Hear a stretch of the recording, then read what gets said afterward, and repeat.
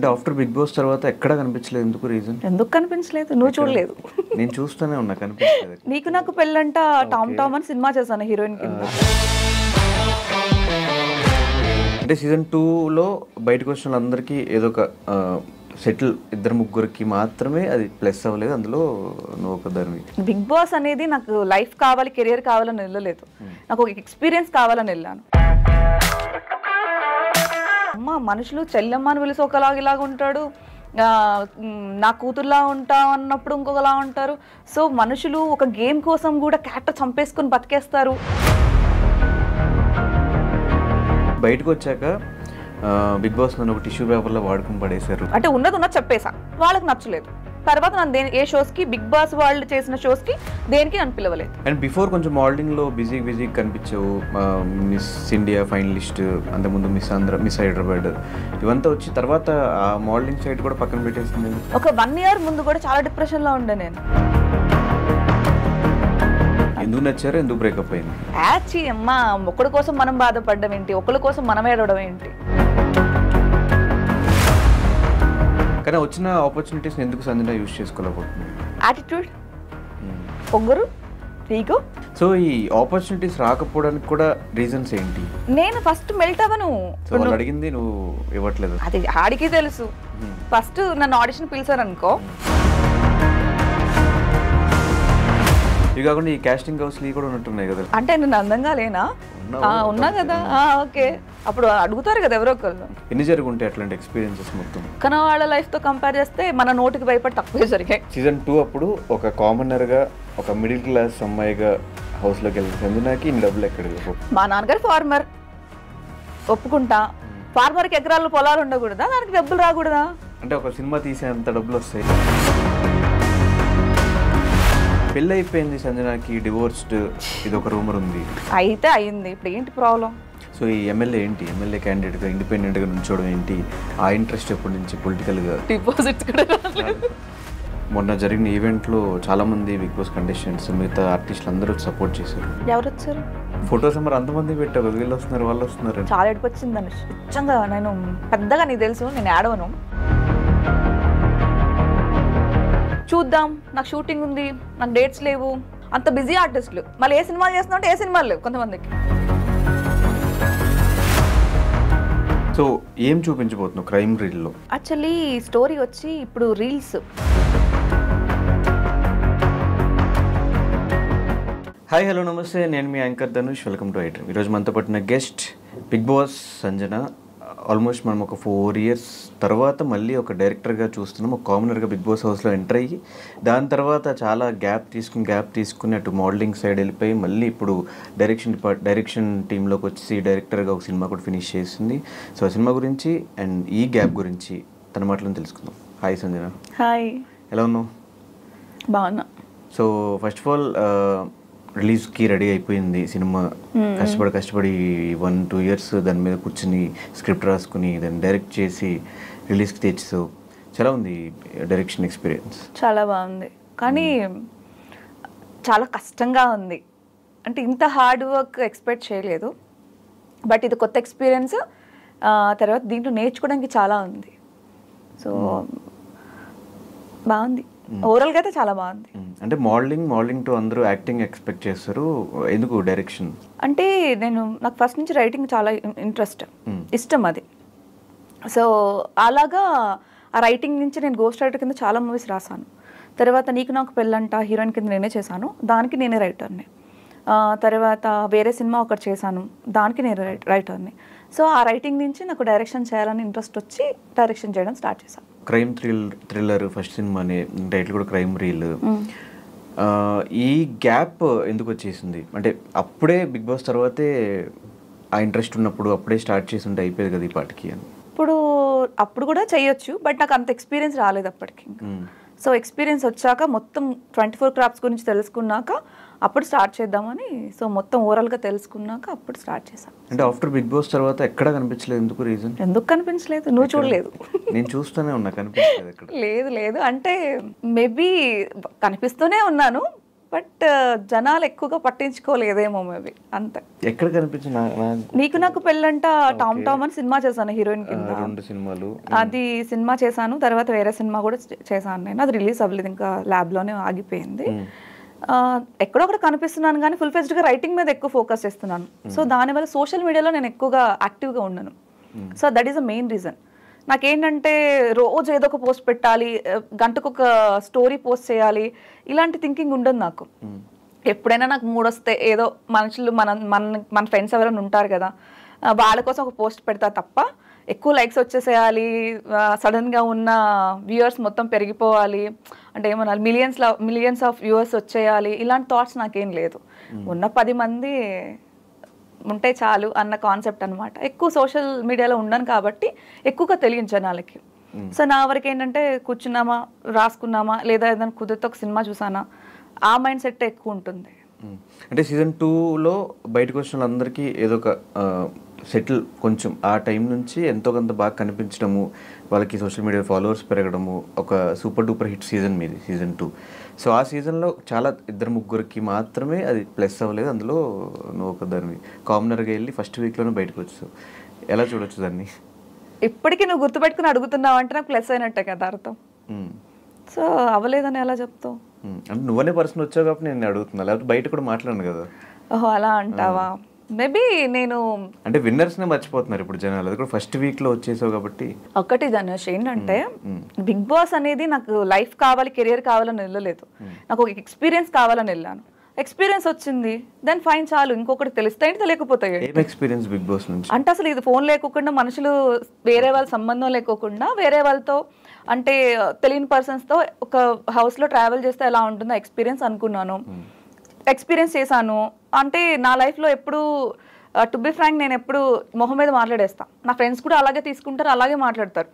నా వెనక మాట్లాడే వాళ్ళని ఇన్ని కుట్రలు చేయడానికి అంటే బిగ్ బాస్ అనేది ఒక 3 months ప్రాసెస్ అంతే. 3 months తర్వాత మనందరం మనుషులమే, కానీ అక్కడ రియాలిటీస్ బయటకు వచ్చేసి మనుషులు అంటే ఒక గేమ్ కోసం రకరకాలుగా బిహేవ్ చేస్తారు కదా. సో ఆ ఎక్స్పీరియన్స్ ఫస్ట్ టైం చూసాను నేను అక్కడ. తర్వాత నేను చాలా మారాను, నేను నిజంగా మారాను. నేను అంతకుముందు ఒక రకంగా ఉండేదాన్ని, నేను నువ్వేంటని. తర్వాత నేను తెలుసుకున్నాను, అమ్మ మనుషులు చెల్లెమ్మ అని పిలిచి ఇలాగ ఉంటాడు, నా కూతుర్లా ఉంటా అన్నప్పుడు ఇంకొకలా ఉంటారు. సో మనుషులు ఒక గేమ్ కోసం కూడా క్యారెక్టర్ చంపేసుకుని బతికేస్తారు అన్నది కూడా బిగ్ బాస్లోనే చూసాను. దానివల్ల నేను చాలా తెలుసుకున్నాను. సో నాకు ఎక్స్పీరియన్సే, ఆ ఎక్స్పీరియన్స్ కోసం వెళ్ళాను నేను. ఇలా ఉంటారు మనుషులు అని అర్థమైంది. తర్వాత కొన్ని నా లైఫ్లో నేను చేంజెస్ చేసుకున్నాను అంతే. అండ్ బయటకు వచ్చాక బిగ్ బాస్ నన్ను ఒక టిష్యూ పేపర్లో వాడుకుని పడేశారు, ఇలాంటి స్టేట్మెంట్స్ అంత పాస్ చేయాల్సి వచ్చింది. అప్పుడు నాకు ఆ పెయిన్ అనిపించింది. ఇప్పుడు ఏం చెప్పాలి, ఏదైనా కంపెనీలో నువ్వు జాయిన్ అయ్యావనుకో ఒకటి ఎక్స్పెక్ట్ చేస్తాం, వాట్ ఎవర్ ఏదైనా నేను ఇక్కడ నా హార్డ్ వర్క్ ఇవ్వాలి, హార్డ్ వర్క్ చూసాక నీకు ఏదైనా ప్రమోషన్ అదే ఎక్స్పెక్ట్ చేస్తాం. దట్స్ ట్రూ కదా. అసలు నువ్వు కంపెనీలో జాయిన్ అవ్వగానే 2 daysకి నీకు అసలు పని ఏదో నీకు తెలియకోకుండా, నీ టాలెంట్ ఏంటో తెలియకోకుండా నేను తీసేశారు అనుకో, నీకు బాధ అనిపిస్తుంది కదా. సో బిగ్ బాస్ అంతే. ఇప్పుడు నాకు 1 week ఇప్పుడు కామన్ అంటే నేను అప్పటికీ చెప్పేది ఇప్పటికీ చెప్పేది ఒకటే. ఇప్పుడు నువ్వు చెప్పింది ఏంటంటే కామనర్ కింద వెళ్ళాను నేను ఎవరు అనేది ఎవరికి తెలియదు, నేను ఏంటి అనేది తెలియదు. ఇప్పుడు పెద్ద పెద్ద సెలబ్రిటీస్ ఉన్నారు, వాళ్ళందరూ 10 years ఎక్స్పీరియన్స్, వాళ్ళు అంటే టీవీలో చూస్తూనే ఉన్నారు వాళ్ళని. సో వాళ్ళకి ఫ్యాన్స్ ఉంటారు, నాకు ఉండరు కదా. అప్పుడు ఓటింగ్ ఎలా పడుతుంది? జెన్యున్గా అడుగుతున్నా, ఎలా పడుతుంది? ఇప్పుడు కామనర్ అంటే నాకు ఒక 2-3 weeks ఇచ్చి ఈ అమ్మాయి పర్ఫార్మెన్స్ బాగోకపోతే అప్పుడు మీరు అడగాలి.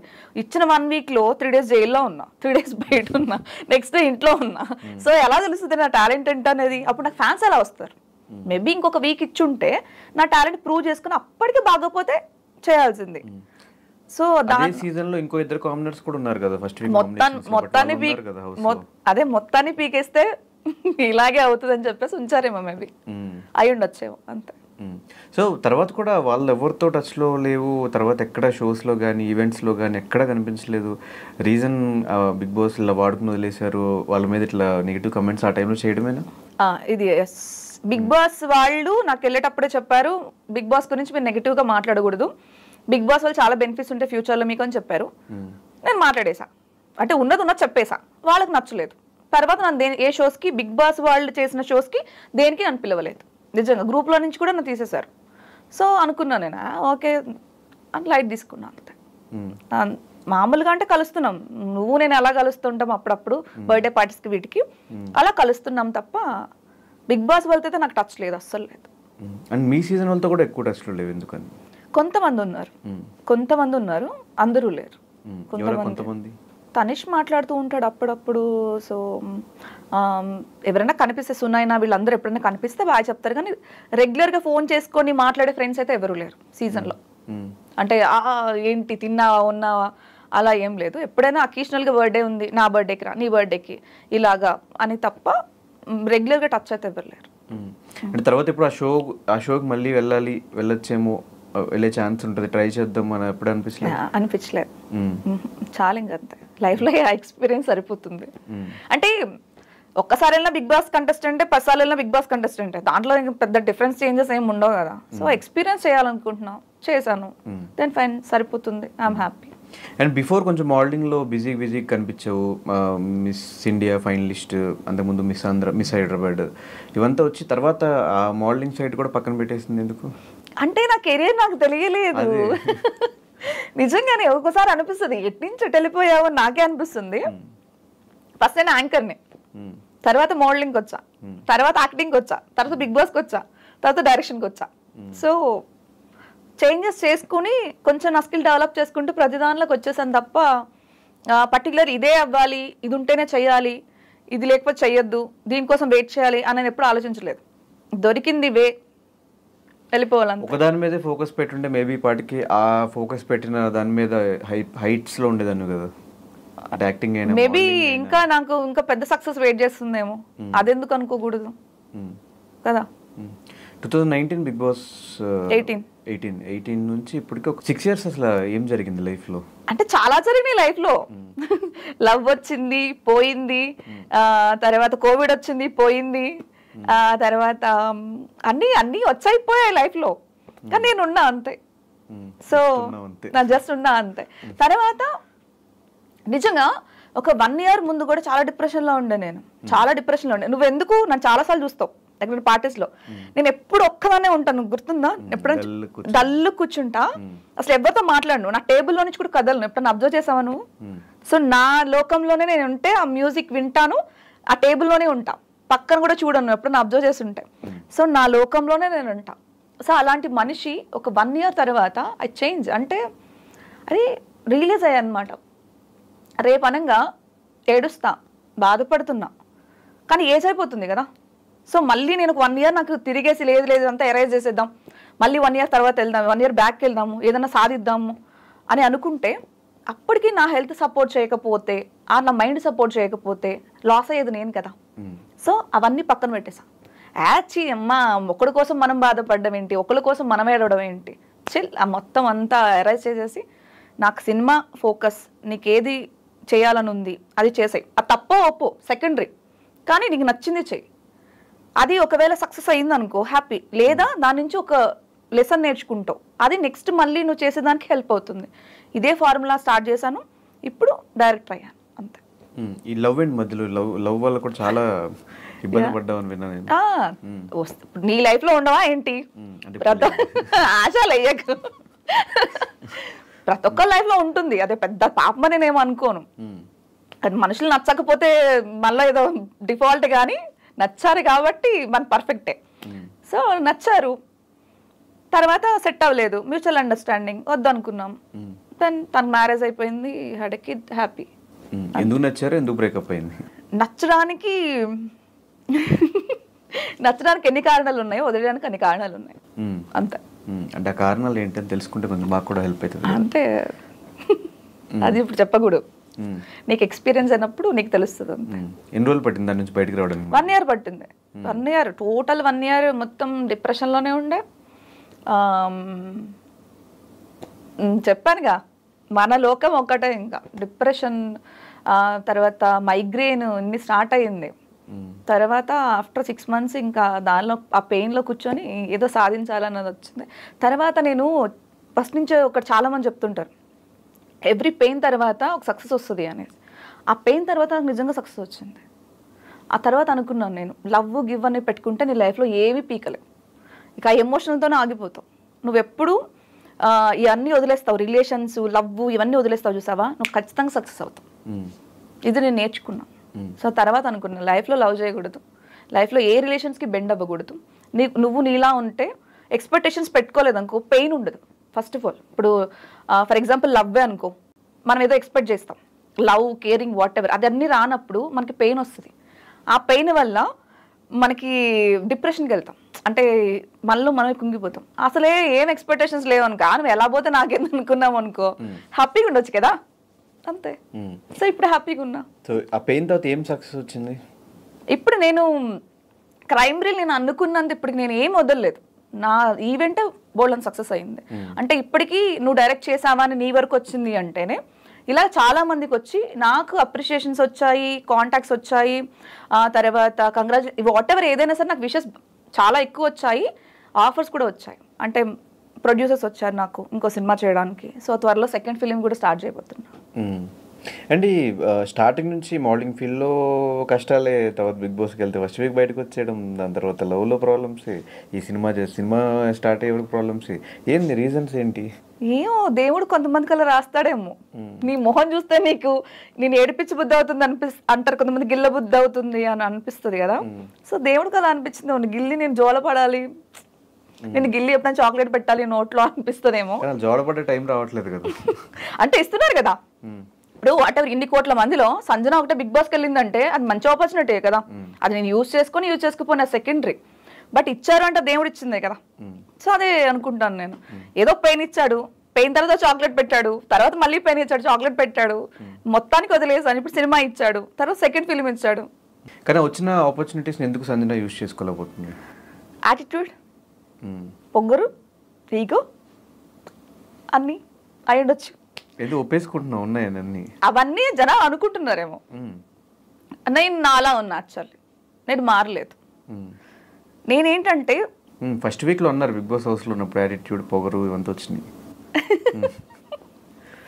అదంతా వదిలేస్తే నేను నాలా ఉన్నా. పక్కనోడికి ఎలా అనిపిస్తుంది నేను అంటే దానికోసం నేను ఫీల్ అవ్వలేను. నువ్వు నా గురించి ఇలా అనుకుంటున్నావా, ఎందుకు నా గురించి ఇలా అనుకున్నావు, నా గురించి నువ్వు ఎందుకు అనుకోవాల్సి వచ్చింది, ఇవన్నీ నాకు వద్దు. అనుకున్నావు కదా ఫైన్, బట్ నేను ఇదే ఇంతే, ఇప్పటికీ అంతే, ఎప్పటికీ అంతే. సో నువ్వు చెప్పినట్టు నిజంగానే ఆ యాటిట్యూడ్కి, ఈగోస్కి పొగరు అనుకో, వాట్ ఎవర్, అది నా క్యారెక్టర్. సో దీనివల్ల నేను చాలా లాస్ అయ్యా. అంటే ఏం చెప్పాలి, ఈవెన్ బిగ్ బాస్, ఆ తర్వాత మూవీలో ఆఫర్స్, వాట్ ఎవర్, చాలా చాలా మిస్ అయ్యా. బట్ నాకు ఇప్పటికీ రిగ్రెట్ లేదు, ఎందుకంటే నేను నాలా ఉన్నా కాబట్టి. ఇప్పుడు వాళ్ళ కోసం నేను చేంజ్ అయిపోయి అవన్నీ నెరవేరలేదు అనుకో, అప్పుడు నేను బాధపడేదాన్ని. వీళ్ళ కోసం అనవసరంగా ఒక మెట్టు దిగజారి నేను ఏమీ సాధించలేదు అంటే ఆ లైఫ్ మొత్తం రిగ్రెషన్ ఉండేది నాకు. బట్ ఇప్పుడు నాకు లేదు. వెళ్ళాం వచ్చాం ఫైన్, సక్సెస్ అవ్వలేదు, దానికేం చేస్తాం. అసలు వెళ్ళనోడు చాలా మంది ఉన్నారు, దానికేం చేస్తాం, అవునా కదా. సో అలా ఫీల్ అవుతాను. సో ఈ ఆపర్చునిటీస్ రాకపోవడానికి కూడా రీజన్స్ ఏంటి? అంటే వచ్చిన ఆపర్చునిటీస్ అంతా వెనక్కి వెళ్ళిపోవడానికి, అండ్ లైక్ నేను ఫస్ట్ మెల్ట్ అవ్వను, బెండ్ అవ్వను. సో వాళ్ళు అడిగింది నువ్వు ఇవ్వట్లేదు అంతే, ఇవ్వను. అది ఆడికి తెలుసు. ఫస్ట్ నన్ను ఆడిషన్ పిలిచారు అనుకో, పిలిచి చూస్తారు, స్క్రీన్ టెస్ట్ చేస్తారు, బాగున్నారండి, ఈ కేటగిరీ సూట్ అవుతారన్నారు అనుకో, పేమెంట్ అడుగుతారు. నేను ఎప్పుడు పేమెంట్ గురించి ఎక్స్పెక్ట్ చేయను, అది నా సబ్జెక్ట్ ఈజ్ ఇంపార్టెంట్ అంతే, అది చూసుకుంటాను నేను. ఓకే అండి ఇదండి అంటారు. తర్వాత మీకు ఒక 2 daysలో కాల్ వస్తుంది అంటారు. 2 days తర్వాత కాల్ రాదు ఇంకా ఆడప్పటికి గూగుల్ మొత్తం సెర్చ్ చేస్తాడు నా గురించి, ఇక రాదు కాల్, అర్థమైపోద్ది. ఓకే 2 days తర్వాత రాలేదంటే హీ ఎక్స్పెక్టెడ్ సంథింగ్, వాడికి తెలుసు మనం ఇవ్వము. సో ఖచ్చితంగా అటు కాల్ చేయడానికి. ఇవి కాకుండా ఈ కాస్టింగ్ హౌస్లు కూడా ఉన్నట్టున్నాయి కదా మొత్తం లైఫ్లో. అంటే నేను అందంగా లేనా? ఉన్నా కదా. ఓకే, అప్పుడు అడుగుతారు కదా ఎవరో ఒకళ్ళు, అంతే. ఎన్ని జరుగుంటాయి అట్లాంటి ఎక్స్పీరియన్సెస్? మొత్తం తక్కువే జరిగాయి. పక్కన వాళ్ళ లైఫ్తో కంపేర్ చేస్తే మన నోటికి భయపడి తక్కువే జరిగాయి, అది మాత్రం ఒప్పుకుంటాయా, చాలా తక్కువ. సో చాలామంది ఇండస్ట్రీకి రావాలంటే కొంచెం భయపడుతుంటారు ఇలాంటివి జరుగుతున్నాయి అని చెప్పేసి. విజయవాడ నుంచి వచ్చి తెలుగమ్మాయిగా ఇండస్ట్రీకి వచ్చేసి ఇవంతా ఫేస్ చేసి కూడా స్టిల్ ఇండస్ట్రీలో ఉంటాను రీజన్ ఏంటి? నా నమ్మకం. పక్కన ఆఫర్ ఇచ్చేది ఏంది, మనం తెచ్చుకోలేమైంది, అదొక్కటే అర్థమవుతుందా నీకు? ఎవడో వస్తాడు, ఏదో చేస్తాడు, ఏదో పిక్కుతాడు, ఇవన్నీ ఎక్స్పెక్ట్ చేయకూడదు నీ లైఫ్లో. గుర్తుపెట్టుకో. ఇప్పుడు నువ్వు యూట్యూబ్ ఛానల్ వెళ్ళావు ఫర్ ఎగ్జాంపుల్, వేరే ఛానల్కి వెళ్ళావు, వాడు ఇవ్వాలా, నువ్వే స్టార్ట్ చేసుకో, నీకు టాలెంట్ ఉంది కదా. సో పక్కన ఆఫర్ ఇవ్వలేదు, నువ్వే సినిమా చేసుకో. నా నా నా మైండ్ సెట్ అది. అంటే నువ్వు ఖచ్చితంగా ఈ సినిమాలోనే చేయాలి, ఖచ్చితంగా నీకు కమిట్మెంట్ ఇస్తేనే ఇస్తాడు కాబట్టి బెండ్ అవ్వాలి, ఇవన్నీ మనకు లేదు. నువ్వు ఇవ్వలేదు, నేను చేసుకోగలుగుతా సినిమా, చేసుకున్నా. నాతో పాటు 100 మందికి పని ఇచ్చా, ఇంకో సినిమాకి 100 మందికి పని ఇస్తా.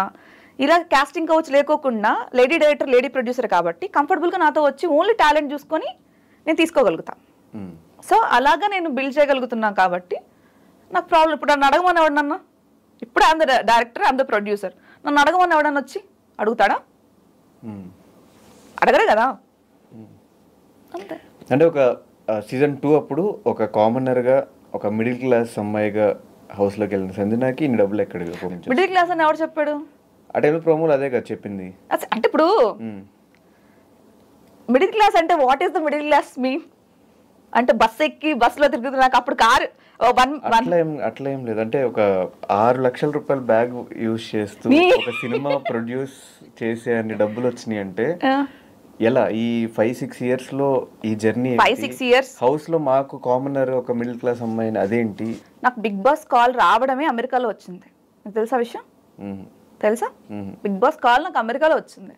మరి కామనర్ చాలా మిడిల్ క్లాస్ అమ్మాయి అమెరికాలో ఎలా ఉంటుంది? అది వదిలేస్తే నా ఏబీ ఎక్కడ జరిగింది తెలుసా? దస్పల్లాలో జరిగింది. తెలుసా ఎక్కడ జరిగింది తెలుసా? ఏబీ చూడు, దస్పల్లా హోటల్లో జరిగింది. అక్కడ ఆ స్విమ్మింగ్ పూల్ అని దస్పల్లా హోటల్. మరి అప్పటికి నేను దస్పల్లాకి వెళ్ళి అమెరికా ఫ్లైట్ ఎక్కి వచ్చిన దాన్ని నువ్వు చెప్పినట్టు 5 లక్షల బ్యాగ్ కొనుక్కోలేనా? 2 కోట్లు పెట్టి సినిమా తీసుకోలేనా? మిడిల్ క్లాస్ అంటే మీరు చెప్పింది ఏంటి? మా నాన్నగారు ఫార్మర్, ఒప్పుకుంటా. ఫార్మర్కి ఎకరాలు పొలాలు ఉండకూడదా? దానికి డబ్బులు రాకూడదా? చెప్తున్నా. అంటే ఒక సినిమా తీసేంత డబ్బులు వస్తాయి. ఇప్పుడు 2వ సినిమా చేస్తున్నప్పుడు కూడా డబ్బులు నాకు మా నాన్న ఇస్తున్నారు. ఓకే, సెకండ్ సినిమా కూడా ప్రొడ్యూసర్ నువ్వే? సెకండ్ ఫిల్మ్ కి చేస్తున్నారు, నాకు ఇంకో ప్రొడ్యూసర్ కూడా వచ్చారు. సెకండ్ ఫిల్మ్ కూడా ఉంది. ఇప్పుడు నేను అదే అంటున్నా, బిగ్ బాస్కి వెళ్ళక ముందు నేను కారు కొన్నా. నువ్వు ఎప్పుడన్నా నా గూగుల్లో చూస్తే 3rd బిగ్ బాస్కి వెళ్ళక ముందే మా నాన్న కారు ఇప్పించి నన్ను పంపించారు బిగ్ బాస్ లోపలికి. సో నాకు ఇవన్నీ బిగ్ బాస్ తర్వాత రాలేదు, ఇవన్నీ నాకు బిగ్ బాస్ ముందే ఉన్నాయి. నా ఇల్లు బిగ్ బాస్ ముందే ఉంది. సో వాట్ ఎవర్ ఏదైనా సరే, నేను ఎమ్మెల్యే కింద నుంచింది కూడా బిగ్ బాస్ తర్వాత వన్ ఇయర్కే, 2019లోనే. సో అప్పుడు నేనే ఖర్చు పెట్టుకున్నాను. నేను ఇవన్నీ నాకు ఎవరో ఇవ్వలేదు, ఇవన్నీ నా సొంతంగా ఉన్నది. సో ఏంటంటే ఒకటి, నువ్వు చెప్పింది నువ్వు అడగొచ్చు, అంటే నీకు ఇంత మనీ ఎందుకుంది అని. నేను మా కన్నయ్యలు ఎవరు లేరు. ఇప్పుడు నా చెల్లి కారు ఏంటి? సిరి. ఆడి. సిరిది ఆడి. సిరి ఆడి. మరి సిరి ఇప్పుడు ఇండస్ట్రీకి వచ్చి ఇప్పుడే కదా. సో అది మా డాడీ కొనిచ్చిన కారే కదా. ఇప్పుడు నువ్వు చెప్పినట్టు నేను సంపాదించాను ఉండొచ్చు, నేను డబ్బులు అంటే ఇప్పుడు దానికి 70 లక్షలు 80 లక్షలు కారు ఉంది అంటే అది మేము కొనుక్కున్న కారే కదా. సో ఇప్పుడు నాకంటే నేను కొనుక్కున్నా, నేను ఇప్పటికి ఇంకా స్టిల్ దేంట్లో తిరుగుతున్నా? I20లో తిరుగుతున్నా. నాది బెలీనో ఒకటి, I20 2 కార్లు ఉన్నాయి. సో నేనేంటంటే ఆ డబ్బులు ఇంట్లో ఇచ్చిన ఏ డబ్బులు ఉన్నాయి నేను సినిమాకి పెట్టుకున్నా. ఇప్పుడు నా కట్నమైనా సరే, నా సేవింగ్స్ అయినా ఏమైనా ఉన్నా నేను సినిమాకి పెట్టుకున్నా. సో వాళ్ళకి ఫ్యాషన్స్ ఉంది కాబట్టి కార్కు పెట్టుకున్నారు మా చెల్లి వాళ్ళు. అంటే నాకు తెలిసి సీజన్ 2 అప్పుడు ఒక రూమర్ ఉంది, ఈ కామనర్స్ లో ఒకళ్ళు డబ్బులు ఇచ్చి వెళ్ళారు బిగ్ బాస్ హౌస్ కి అని. అది సంజనేనా? అలాంటప్పుడు ఎక్కువసేపు ఉంచేవాళ్ళు కదా బా. 1 వీక్ ఎందుకు తీసేస్తే రచ్చరచ్చ చేసేదాన్ని కదా మరి డబ్బులు ఇచ్చిన దాన్ని అయితే. లేదు కాదు. ఒకవేళ నేను డబ్బులు ఇచ్చి ఉంటే ఊరుకునేదాన్నా? ఫర్ ఎగ్జాంపుల్ నువ్వు అన్న క్వశ్చన్ కరెక్టే. అంతేలే, టిష్యూ పేపర్లు యూజ్ చేసి పడేసారంటే ఖచ్చితంగా బయటకు వచ్చే డబ్బులు ఇచ్చా ఇంత ఇచ్చా అని చెప్పేదాన్ని. చెప్పేసేదాన్ని, ఇన్ని మాటలు మాట్లాడిన దాన్ని నువ్వు నాకు డబ్బులు తీసుకున్నారు బిగ్ బాస్ అని చెప్పేదానిగా. అది తప్పు, ఇవ్వలేదు బిగ్ బాస్ వాళ్ళకి, ఇవ్వలేదు. ఇది మాత్రం కరెక్ట్. సో అండ్ ఈ పెళ్ళి అయిపోయింది సంజనాకి, డివోర్స్డ్, ఇది ఒక రూమర్ ఉంది. 2000 నేను STV జాయిన్ అయ్యా ఫస్ట్. తర్వాత 2012 అంటే 2012 కామ్సెట్ TV7 హెల్త్ నా రెజ్యూమ్ అప్పటికి కూడా ఉంది. సో నేను మళ్ళీ 2015 మిస్ ఏపీకి నేను వెళ్ళాను. 2016 మిస్ హైదరాబాద్ నేను. తర్వాత నా హుక్కా పార్లర్ ఒకటి ఉండే. తర్వాత 2017 సినిమా నేనే రాజు నేను ఏమంత్రి చేశాను. 2018 నేను బిగ్ బాస్కి వెళ్ళాను. 2019 నేను దీంట్లో ఉన్నాను, అంటే ఎలక్షన్ దాంట్లో ఉన్నా. 2020 నేను కోవిడ్ ఉంది. 2021 నేను నీకు నాకు పెళ్ళంట సినిమా రిలీజ్. 2023, 24 వరకు నువ్వు చూస్తూనే ఉన్నావు. సో ఈ మధ్యలో ఎప్పుడయ్యి ఎక్కడ పోయింది నేను? ఇప్పుడు అయినప్పుడు ఏదన్నా ఉండాలి కదా. ఇప్పుడు 10 సంవత్సరాల నుంచి మీ కళ్ళ ముందే ఉంటే ఎప్పుడు పోయింది? అసలు ఏ నిప్పు లేకుండా పొగ ఎందుకు వచ్చింది, అసలు ఏమి లేకుండా రూమర్ ఎందుకు వచ్చింది? అయింది అనుకున్నా నాకు బాధ లేదు, అయితే అయింది. ఇప్పుడు ఏంటి ప్రాబ్లం? ఇప్పుడు అయితే నాకు ఇన్ని చెప్పిందని అయితే అయిందని చెప్తా, నాకేం ప్రాబ్లం? అదే పెద్ద నేరం ఘోరమేం కాదు కదా. సో అవుతుందని చెప్పండి. మీకు 10 years నుంచి మేము ముందే ఉన్నా కదా నేను. దీంట్లో ఎప్పుడయింది, ఎప్పుడు బ్రేకప్ అయింది, ఎప్పుడు వచ్చింది? లవ్ ఉంది చెప్పా బ్రేకప్ అని. సో అలాగే చెప్తాను నేను. నీకు లవ్ ఉంది లేదు అని కూడా చెప్పాల్సినంత అవసరం లేదు కదా నాకు. అది రూమర్ అని నువ్వే అంటున్నావు, రూమర్ అంతే. సో మళ్ళీ ఎలక్షన్స్ ఏంటి మధ్యలో? ఈ ఎమ్మెల్యే క్యాండిడేట్గా ఇండిపెండెంట్గా నుంచున్నావు కదా, ఎందుకు? అంటే మా డాడీ డ్రీమ్ అది యాక్చువల్లీ. అది ఓకే. అంటే ఫస్ట్ నుంచి లైఫ్ చూసుకుంటే దేని మీద కన్సిస్టెంట్ గా 1 సంవత్సరం ఉన్నాను అని ఏమన్నా ఉందా? ఎందుకు లేదు, ఆశలేమో. యాక్టింగ్ లో నేనే రాజు మంది నుంచి ఇప్పటివరకు యాక్టింగ్ లోనే ఉన్నామని నేను. కానీ కన్సిస్టెంట్ గా సినిమాలు లేవు కదా.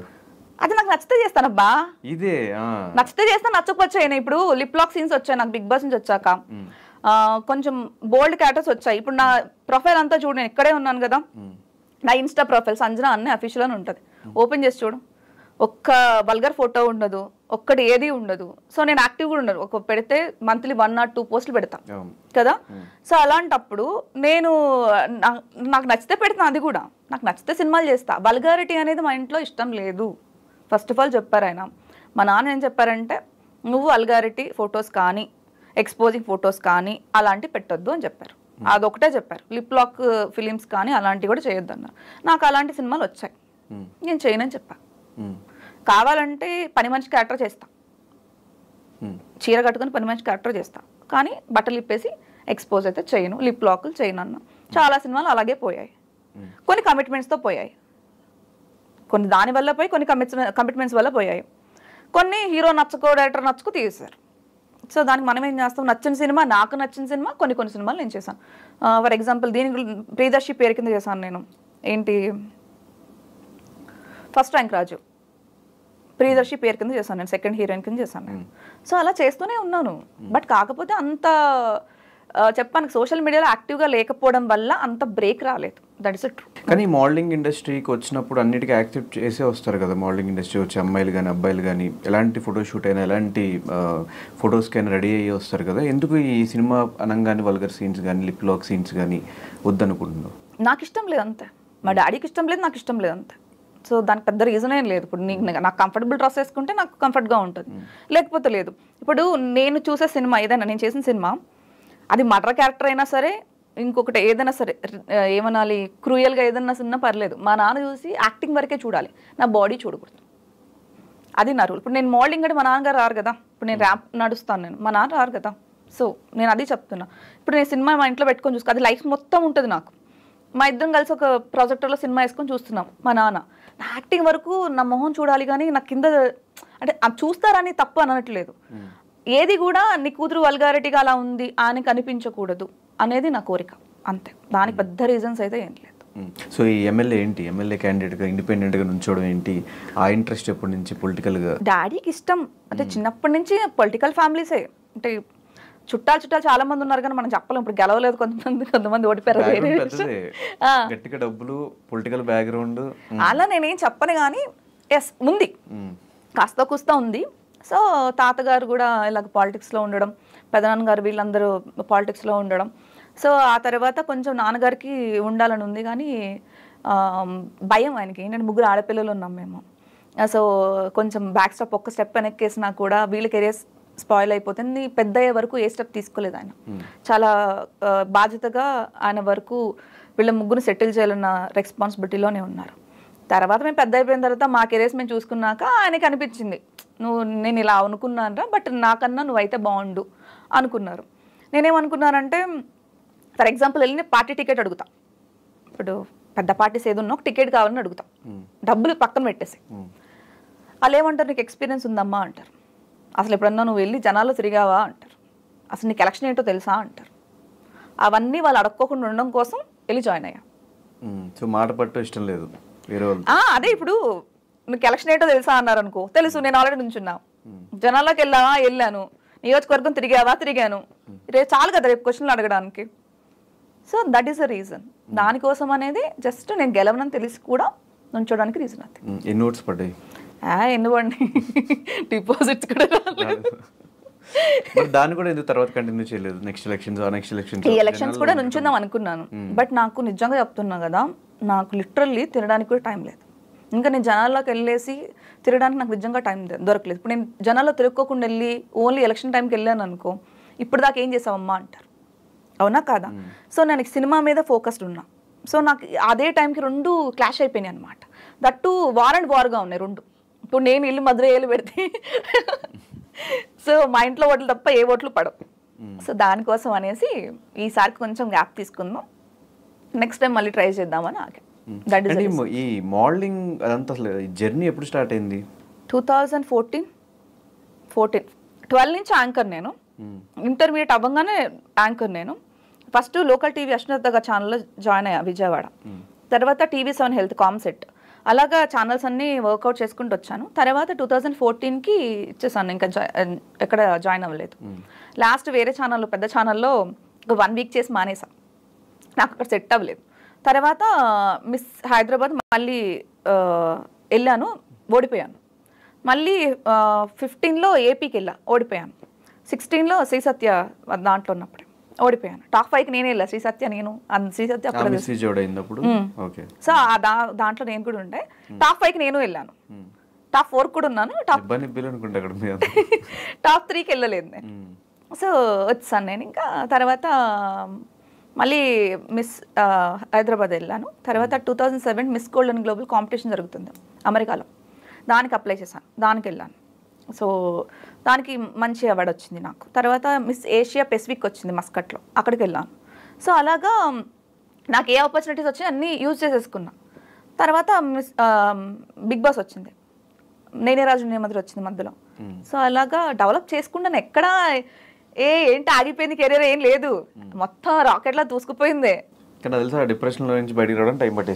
ఇది ఒక్కటే నా లైఫ్ లో ఒకటి బ్యాడ్ ఉంది అంటే చెప్పాను కదా, ఎక్స్పెక్టేషన్స్, లవ్, కేరింగ్, ఇవన్నీ లైఫ్లోకి వచ్చింది, అంతే ఎక్కువ పెయిన్ ఇచ్చింది. సో ఆ పెయిన్ నుండి రావడానికి కొంచెం టైం పట్టింది. మోడలింగ్ ఇంట్రెస్ట్ ఎప్పటి నుంచి?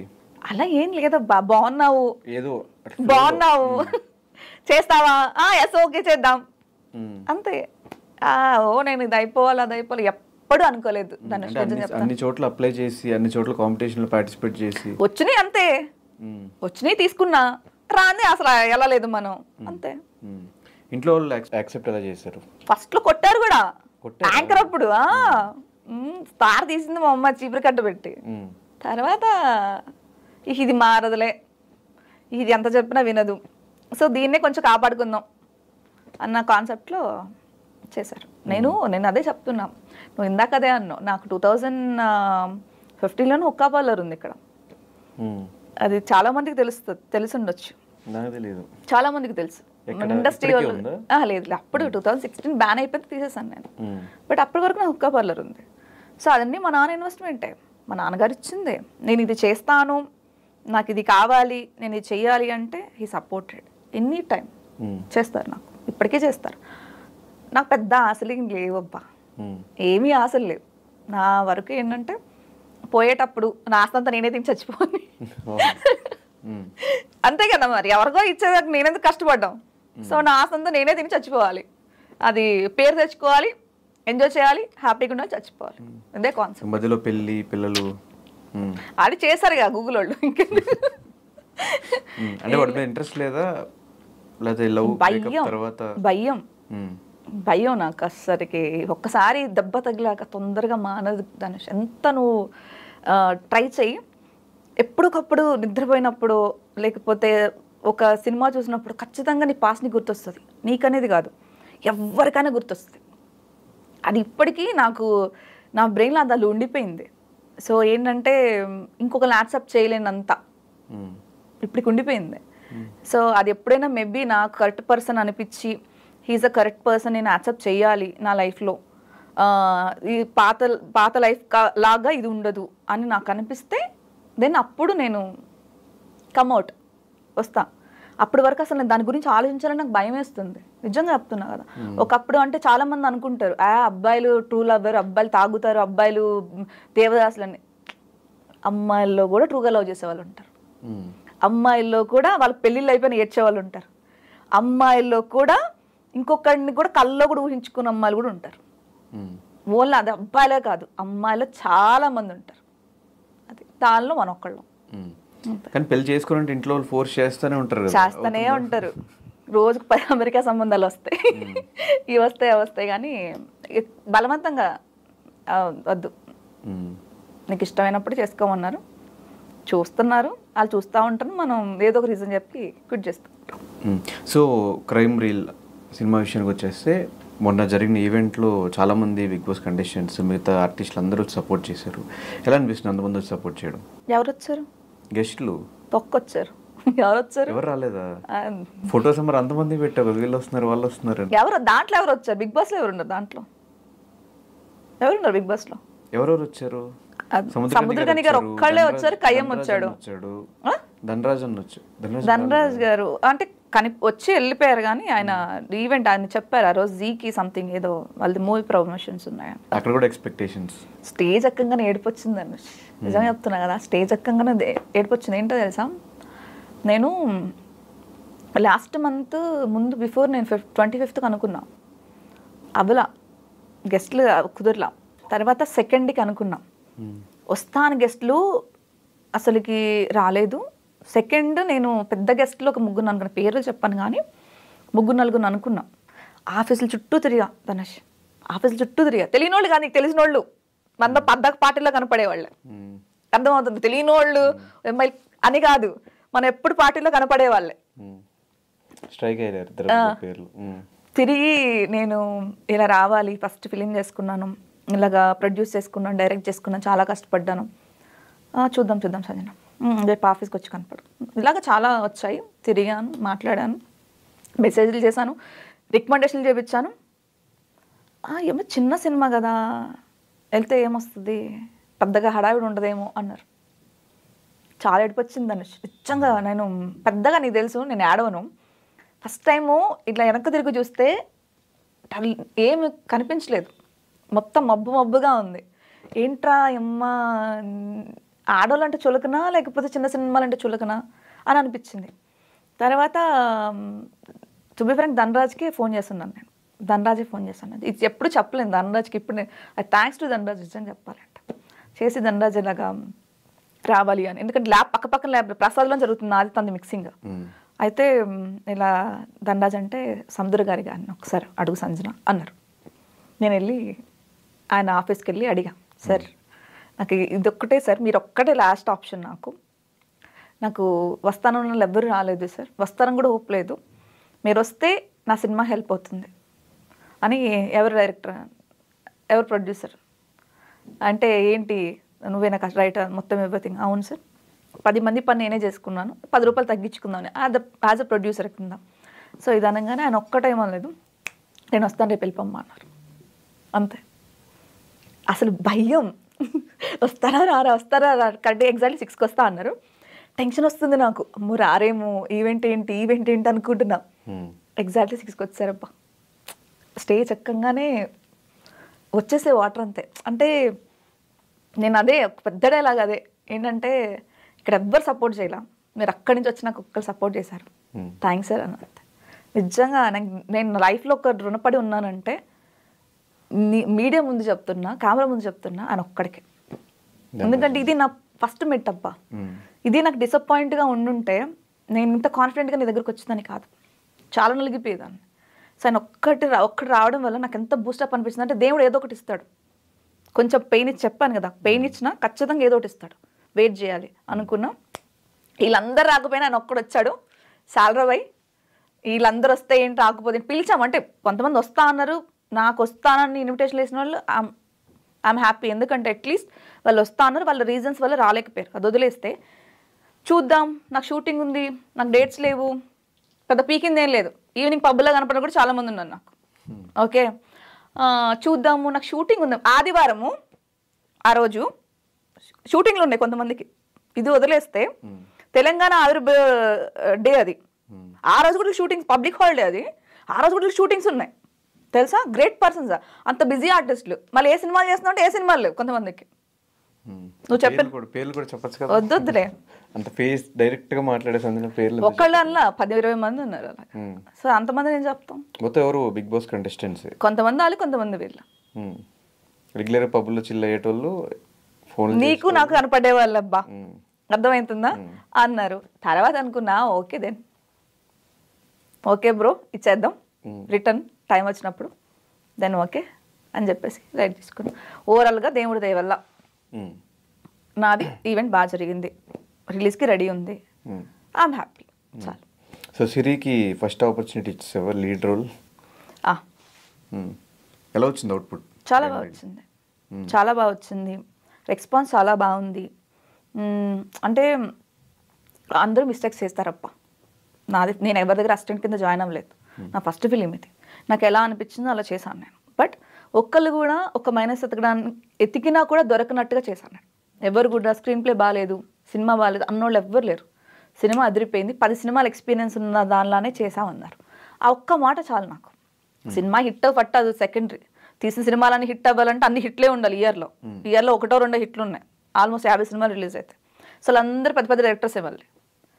సినిమా హిట్ అంటే బాగా తీసా బాగా తీయలేదు అనేది కాదు, మన హార్డ్ వర్క్ ఇచ్చాం, జనాలు డిసైడ్ చేస్తారు అంతే. సో ఏం చూపించబోతున్నావు క్రైమ్ రీల్లో?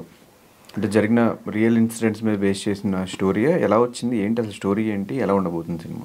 యాక్చువల్లీ స్టోరీ వచ్చి ఇప్పుడు రీల్స్, ఇప్పటికీ చెప్తున్నాను, హ్యాబిట్ వేరు, ఎడిక్షన్ వేరు. హ్యాబిట్ ఉన్నంత వరకు నీ లైఫ్ బాగుంటుంది, ఎడిక్షన్ తయారైనప్పుడు నీ కెరీర్ స్పాయిల్ అయిపోతుంది. సో హ్యాబిట్కి ఎడిక్షన్కి జరుగుతుంది ఈ సినిమా. రీల్స్ హ్యాబిట్కి ఉన్నంత వరకు పర్లా, ఎడిక్షన్కి వెళ్ళాక అమ్మాయిలు ఏ రేంజ్కి ఇప్పుడు పడిపోతున్నారు నువ్వు చూస్తూనే ఉన్నావు.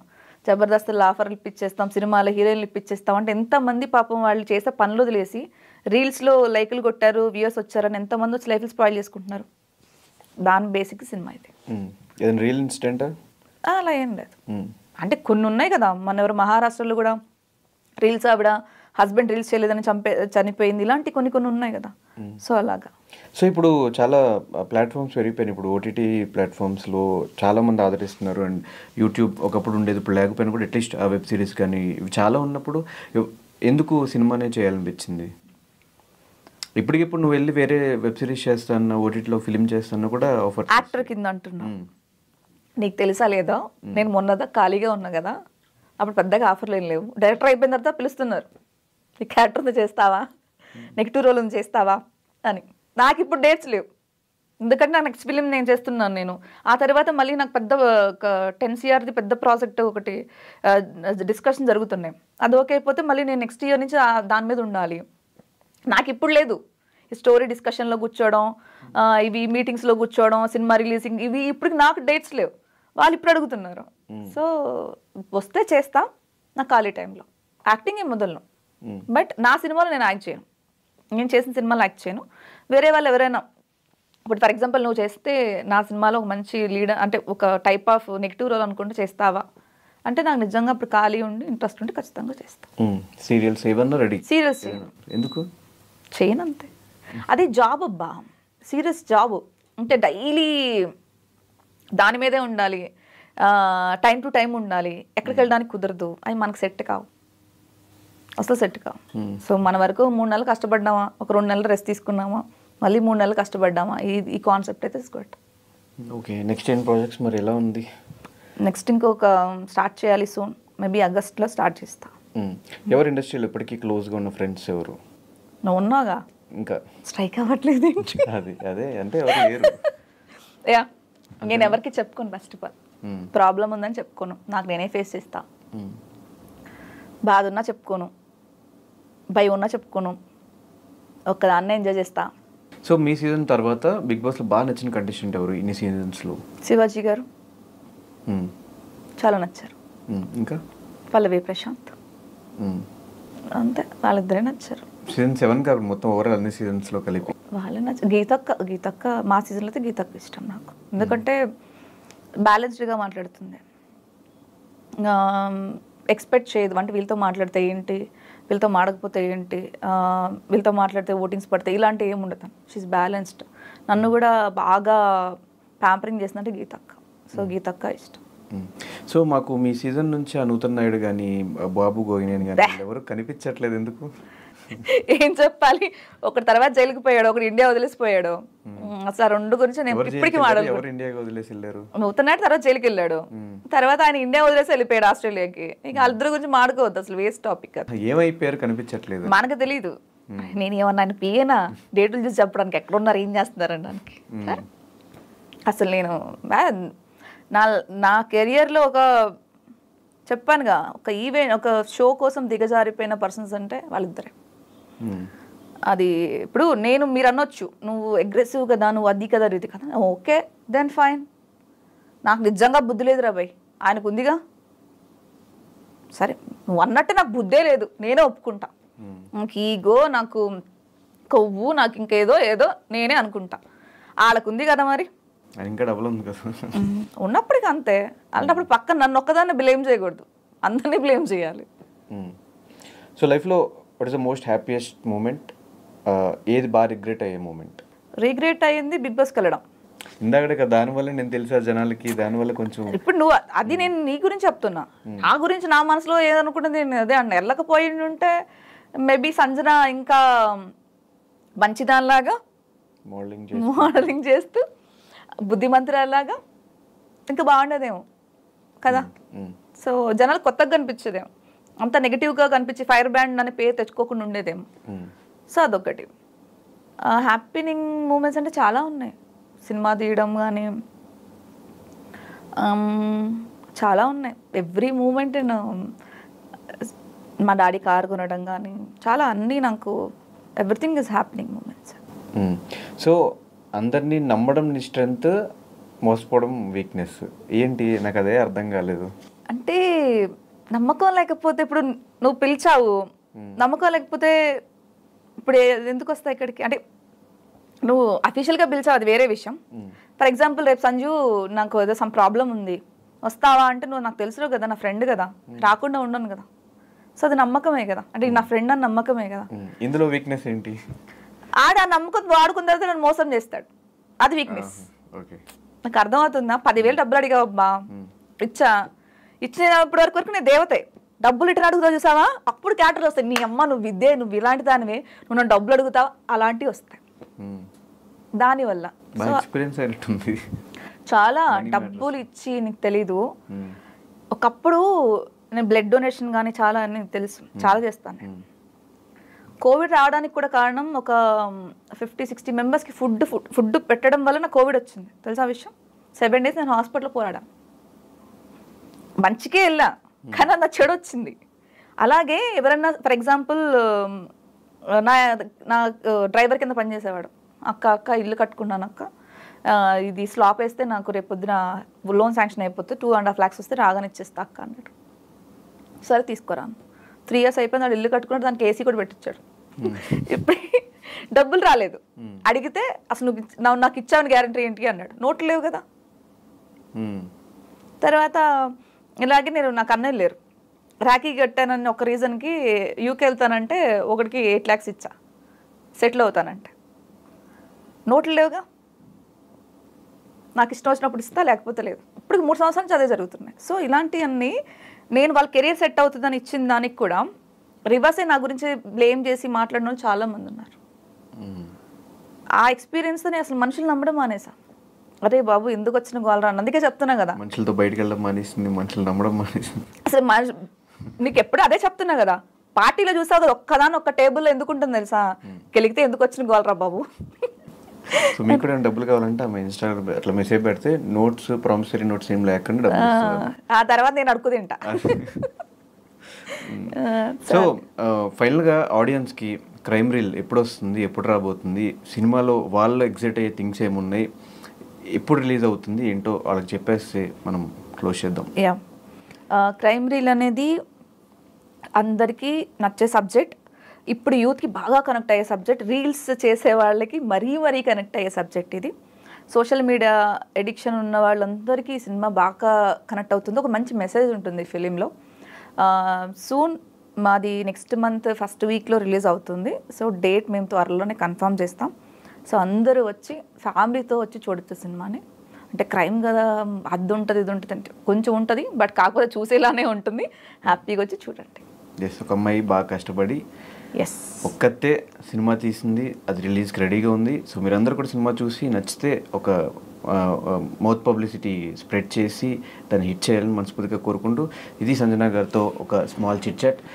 మరొక ఇంటర్వ్యూతో మళ్ళీ కలుసుకుందాం. Until then, this is Dhanush Ranam signing of.